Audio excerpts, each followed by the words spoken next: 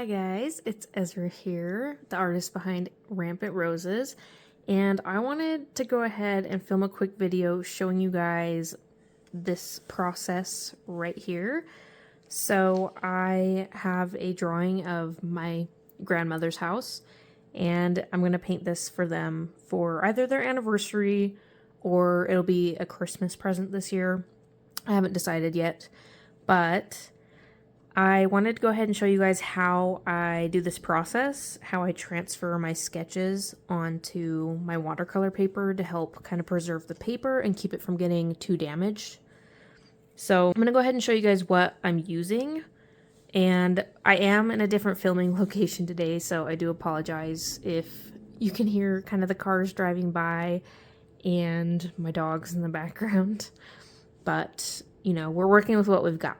So let me go ahead and show you guys what tools I'm using for this. So I would say, besides just my sketchbook or a random piece of paper, this sketch, I had a picture of the house that I used to get this sketch because this is a gift for family, so I'm not worried about, you know, tracing and stuff. So I did trace the drawing of this house. I used a picture that I have of their house, so that way I could just make it really easy because I don't typically draw houses, and like I said, it's just a gift for a family member, so it's more about, you know, the thought behind it and the painting process.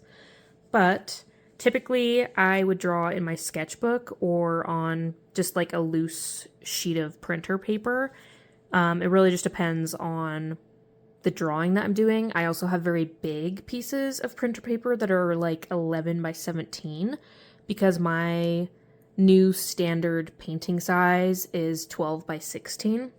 So I do have a pack of very large printer paper. That way, if I'm sketching for my bigger sheets, I have that big size. If I'm not sketching on printer paper, I'm sketching in a sketchbook, and this is not my sketching sketchbook. That's out in my studio, and I'm not in my studio today. So this is just my swatch book, but typically I would do my sketch in my sketchbook, and from there I will use my tracing paper. And what's really great about using this method right here is that I can make any changes I need to, and I don't have to worry about damaging the paper at all. So I would highly recommend, if you are a watercolor artist or if you're looking to get into watercoloring, whether you're doing it for fun or professionally, I strongly suggest doing the tracing paper method. And the reason why is because watercolor paper typically is very thick, and it's really hard to see if you're going to do the light box method. And that essentially is just where you put your watercolor paper on top of, it's like a flat little, almost like an iPad kind of a thing, but it only emits light.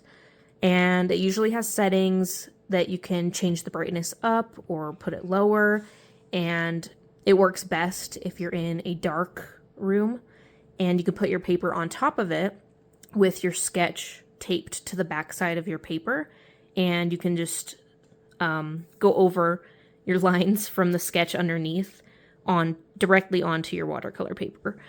Now, there's a few reasons why I don't recommend that method, and I used to use that method. The number one reason is because of the thickness of the watercolor paper, it's really hard to see your lines crisp and clear through the paper. So your lines kind of get blown out and they're very hard to read. So if you have a very detailed drawing, it's going to be extremely hard to try and get any of that detail transferred onto your watercolor paper using the lightbox method. So that's my main reason for not liking that method. My second reason is because I'm heavy-handed. So when I'm using my pencil and I'm sketching, I put a lot of pressure down. And if I'm going over my watercolor paper directly and I need to erase something, or, you know, like I said, about not being able to get the details if I'm trying to add those directly onto the paper. That can cause a lot of issues. For me personally, the way that I draw and the way that I paint, I like to have quite a bit of detail work in my sketches.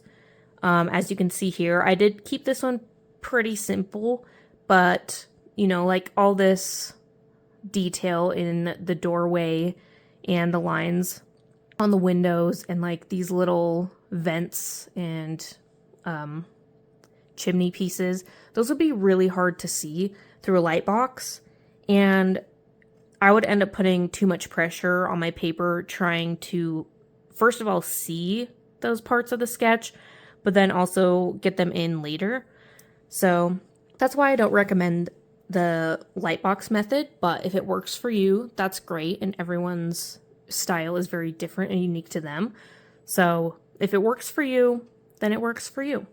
The other method is carbon transfer paper, and it's kind of like this tracing paper here. It's like a very thin sheet of paper, and one side is kind of like this, just this matte, like thin paper, and the other side is coated with a carbon coating. So it's actually like black on one side. And I used to use this one all the time because I could put my sketch on my loose sheet of paper directly on top of it, kind of tape it down, and then trace over it. And when you take it off, your sketch is there. It's transferred on there. The reason why I don't recommend the carbon paper method is because carbon does not erase completely.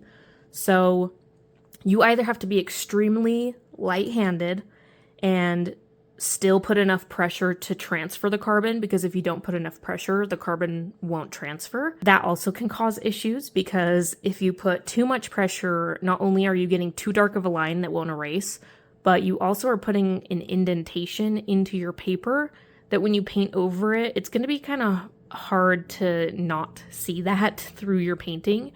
You definitely will be able to see that there is an indentation in your paper if you've pushed too hard. And, you know, there's pros and cons. The good thing about carbon paper is that you can reuse it a few times. I always used to do that, so it lasts quite a while versus something like tracing paper. You know, you get your tracing sketch on there, transfer it over, and then unless you're doing that exact same painting again, you know, I wouldn't say it's a waste of paper because you're using it, but you can definitely go through more of this quicker than something like carbon paper. But tracing paper honestly just takes so much of the guesswork out. It's so thin that you can see right through it. And so whatever your sketch is, you can get almost all of your detail on this, and you can push as hard as you need to and get those lines down. And it's not going to hurt anything because you're not doing it on your watercolor paper. At least not yet. So I'm just using this, I think it's called Watt Pot tracing paper. I just found it on Amazon. It was the one that was the best price at the moment. So I would just suggest kind of shopping around, seeing what you can find. You can go in person. I know you can buy this at basic art stores like Michael's and Hobby Lobby, I'm pretty sure would have it. Especially if you have like a Blick or any other kind of art store near you, Jerry's Artorama, anything like that. You would definitely be able to find this in store, I'm sure. And I got mine in a 9x12. A lot of them do come in kind of like a standard smaller size or the 9x12. I have seen it, I think from Strathmore, in like a big sheet. So this is definitely a good option, very versatile. And you can use it for a lot more than just watercolor paper. You can use it on canvases and all sorts of things. So after getting your transfer paper, what I like to do is go in with my pencil. I am using the Pitt Graphite Matte by Faber-Castell, just the HB. It is a hard lead, but I like this because the lines are lighter, so you have to put harder pressure to get the darker line. So this has become my favorite pencil. I think I own about like 6 or 7 of these, and I'm already almost through this one. They don't have any sheen in the graphite, so when you put it down, if you need to look at it from different lighting, you're not going to get a glare back at you, which I really love. So this is my favorite. And then what I will do, which I guess I can take this off and show you guys because this portion is done. Okay, so after I get the initial sketch transferred onto my transfer paper, I will flip it around. And as you can see, there is some graphite on the back, and that would be this. So you can go ahead and do this with any pencil. I mean, you don't have to go out and buy a graphite block like this. This is the Koh-i-Noor graphite block in 6B.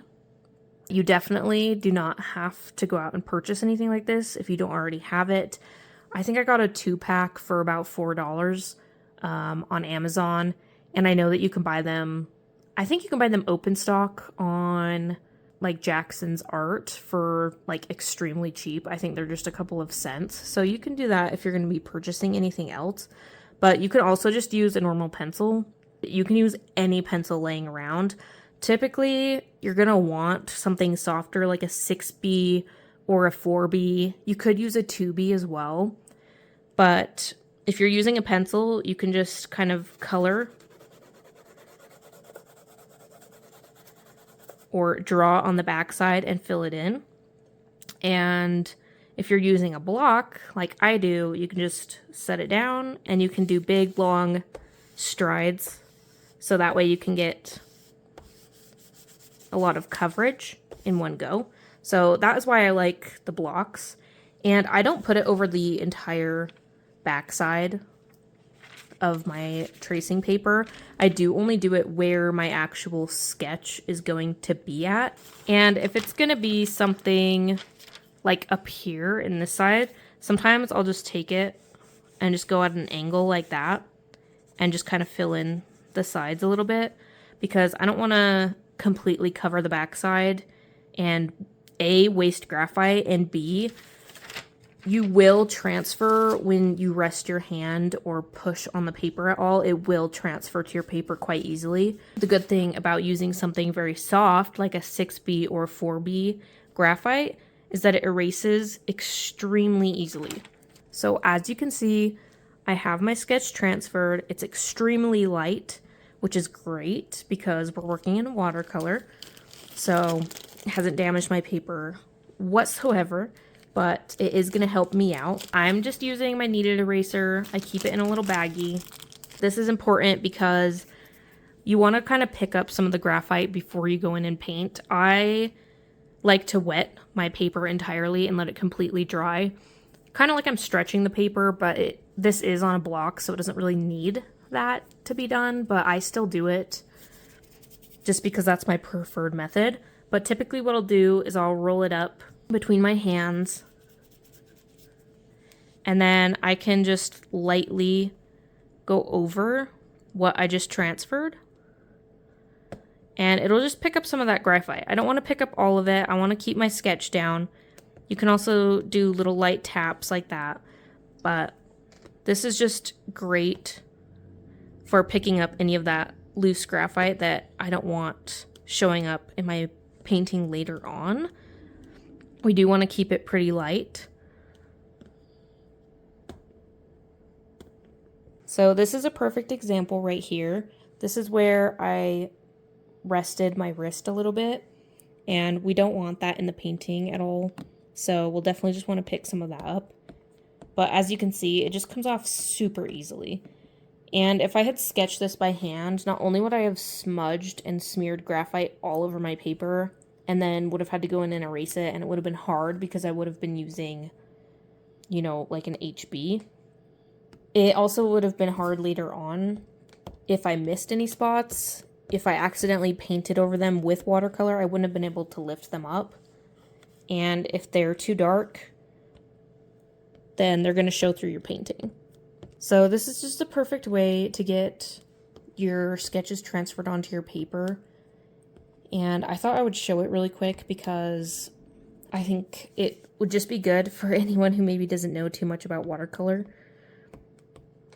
or is just starting out. I figured this could be kind of helpful to see maybe what other people do. That is what is good about transfer paper and these little graphite blocks right here. And then to tape my tracing paper down, I use this clean release. It's the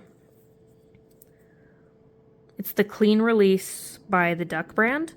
And this so far has been my favorite tape. In terms of painter's tape and stuff, you can use anything really, as long as it's not like just generic Scotch tape. Any kind of painter's tape or washi tape will work, but I've never had an issue with this peeling up my paper whatsoever. I have had like the brown masking tape. I have had that peel my paper before.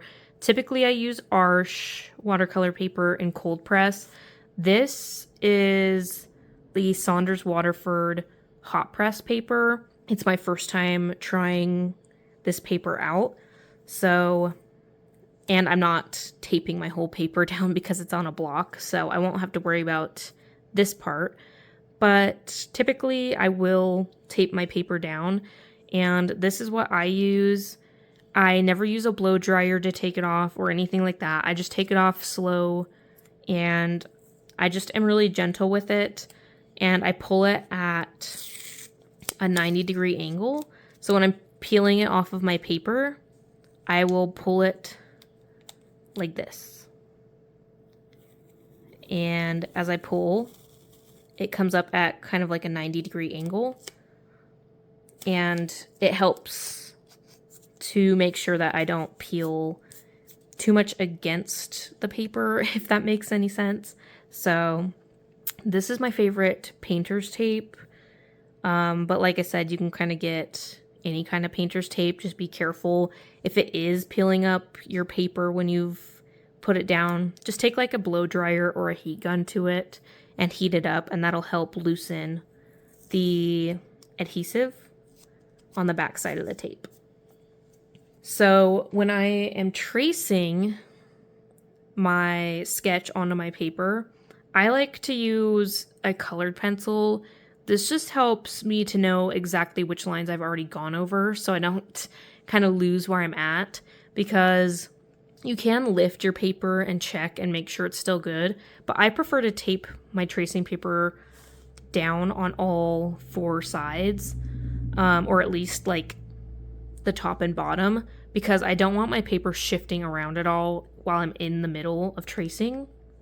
So I like to tape my paper down all the way around and then go in with a colored pencil. You can use any colored pencil. You can use something cheap like Crayola, which honestly I probably would do, but this is just what I have with me lying around. So this is just my Faber-Castell Polychromos, and I just kind of choose any random color, preferably like a red or something that kind of sticks out against the graphite really well. This just helps me to keep track of where I've already gone over, so as I'm drawing a line, I know that I did that one, and I don't have to lift my paper up to see what has been transferred and what hasn't, and I don't have to accidentally find out later that I forgot to add, you know, a part of something on here. So that is how I transfer my sketches to watercolor paper. I will go ahead and show you guys also just how I start a painting, because this is just going to be kind of like the stretching portion of the paper. So I just have my handy dandy 2-inch Princeton Neptune Mottler brush. So it's nice and big, and I'm just trying not to like blind you guys with the reflection, but it's really nice and really soft. And I usually just dip it in my water and get it wet. Always a clean cup of water.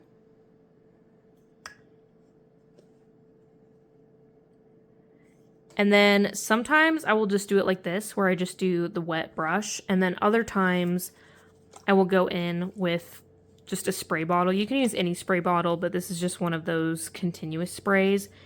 And I wet down the whole paper, and then I just make sure that all of the paper gets wet and watered down. Also, I typically have a fluffy, like, old makeup brush that was never used for makeup, and I'll use that to brush off any, like, excess graphite or anything like that. If I'm using, like, a normal eraser, I'll use it to brush off eraser shavings. I also do not have that with me right now, so we're not going to be using that. So I'm just trying to be careful cleaning my paper off, making sure that I kind of have all these little crumbs of graphite gone. I'm going to go ahead and just do a little spritz. I don't want to get it too wet because I don't want it, you know, like soaking wet. But I do want to get the whole paper completely watered down. So I don't want water, you know, pooling on the surface at all. But I do want to make sure that there is enough water to coat the whole page. And like I said, this is on a block, so this isn't necessary, but this is how I like to do it. I like to make sure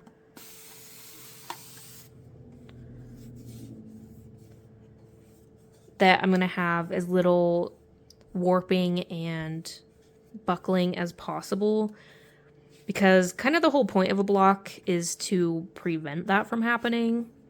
But I definitely, no matter what block I've used, whether it's Arch or, you know, a cheaper brand, it doesn't matter. I have always experienced buckling and warping a little bit, even on a block. And typically that's because the glue starts to come off of the page. So I just like to do this step and stretch my paper so that when I add my layers of watercolor on here, I don't get any weird kind of warping happening. And the water will take, or the paper will take the water really well. Also, when I start doing my first layers, because it's already got kind of that first absorbency part kind of done. So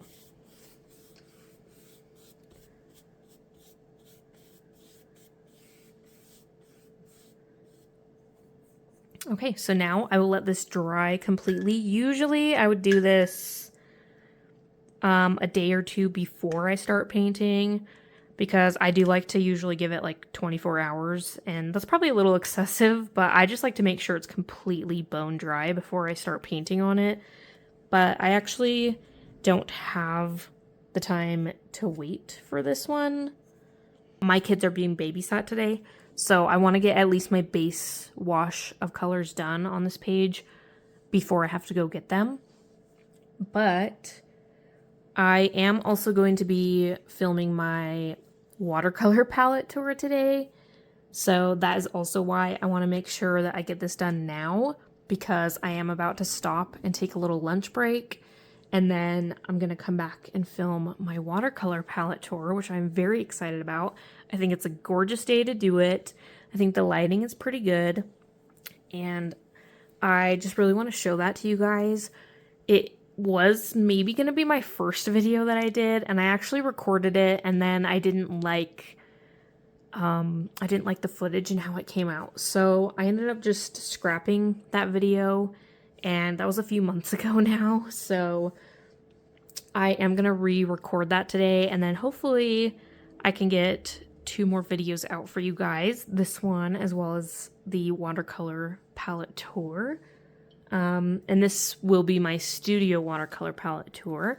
So I don't know which one I'm going to post first. I'm most excited about the palette, but I think I'm going to post this one first. I really want to make sure my watercolor palette tour video turns out good this time. So I think this was supposed to just kind of be a quick showing you how I start my watercolor painting kind of a process video.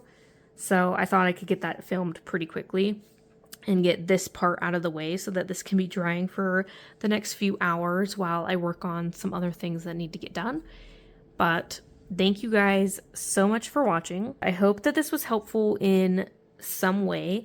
Let me know if you guys want to know anything else about kind of my starting process or anything like that.